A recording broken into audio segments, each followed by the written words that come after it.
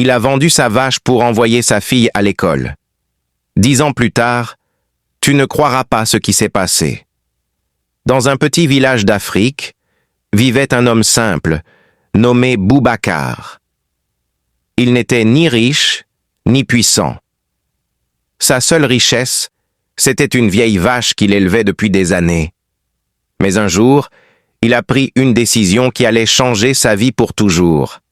Sa fille Aminata venait d'être acceptée à l'école du district. Le problème, c'est qu'il n'avait aucun moyen de payer les frais de scolarité. Alors, sans hésiter, il a conduit sa vache au marché. Les gens du village l'ont regardé avec étonnement.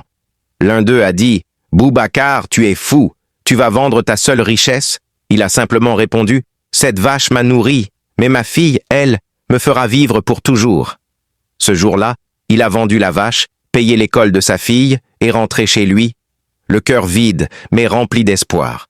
Les années ont passé. Boubacar a vieilli.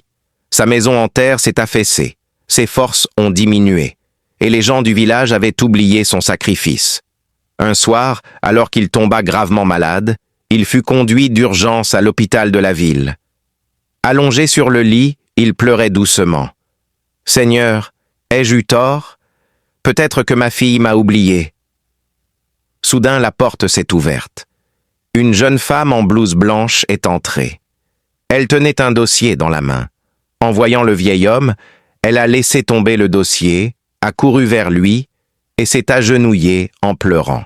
« Papa, c'est moi, Aminata. » Le vieil homme n'en croyait pas ses yeux.